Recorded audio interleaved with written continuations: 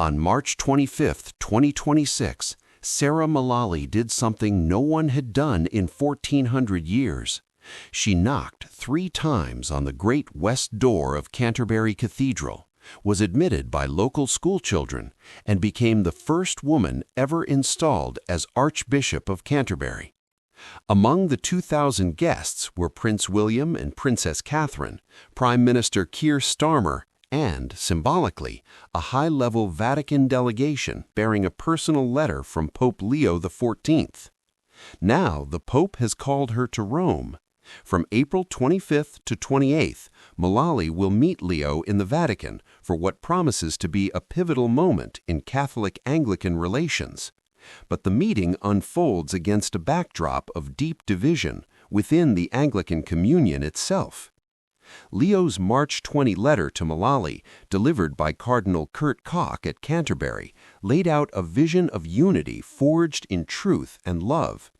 He recalled the historic 1966 meeting between Pope Paul VI and Archbishop Michael Ramsey, which opened a new stage in the development of fraternal relations. He praised the work of ARC, the theological dialogue that has borne fruit over 60 years. But the Pope also acknowledged what everyone knows: the ecumenical journey has not always been smooth.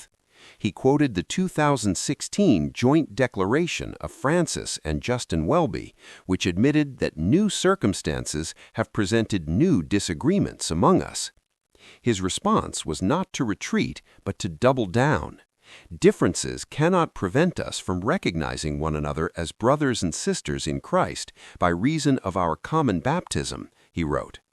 The unity Christians seek, he insisted, is directed towards the proclamation of Christ. Here's the problem. The woman Leo welcomes as a sister in Christ is herself a flashpoint for the largest rebellion in Anglican history. Just weeks before her enthronement, the Global Anglican Future Conference, GAFCON, met in Abuja, Nigeria, and declared that the Archbishop of Canterbury no longer speaks for them.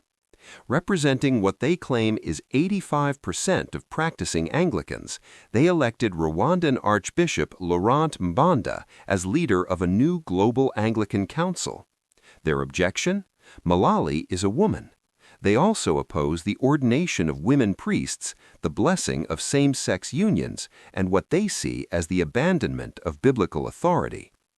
Archbishop Henry Ndukuba of Nigeria called her election devastating and insensitive to the conviction of the majority of Anglicans. GAFCON declared it would no longer recognize the traditional instruments of communion, including the Archbishop of Canterbury's symbolic primacy.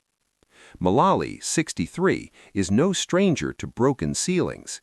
She was the youngest ever chief nursing officer for England, then the first female bishop of London. At her enthronement, she acknowledged the weight of the office. As I look back over my life at the teenage Sarah who put her faith in God and made a commitment to follow Jesus, I could never have imagined the future that lay ahead. She also faced the scandals that forced her predecessor, Justin Welby, to resign over failures in handling abuse cases. "We hold victims and survivors in our hearts and in our prayers," she said in her first sermon. Now she heads to Rome, the first female Anglican primate to meet a pope. The symbolism is undeniable, but so is the irony. The Pope is seeking unity with a leader whom a third of her own communion refuses to recognize. Leo's letter quoted Francis's warning that it would be a scandal if, due to our divisions, we did not fulfill our common vocation to make Christ known.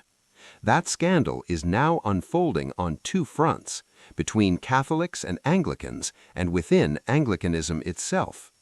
When Mullally meets the Pope in April, they will pray together, continue the dialogue, and reaffirm the bonds of baptism.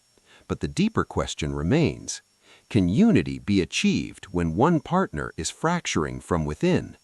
And can a pope whose church does not ordain women find common cause with an archbishop whose very existence as a woman divides the body she leads? The answer will shape not just Catholic-Anglican relations, but the future of global Christianity.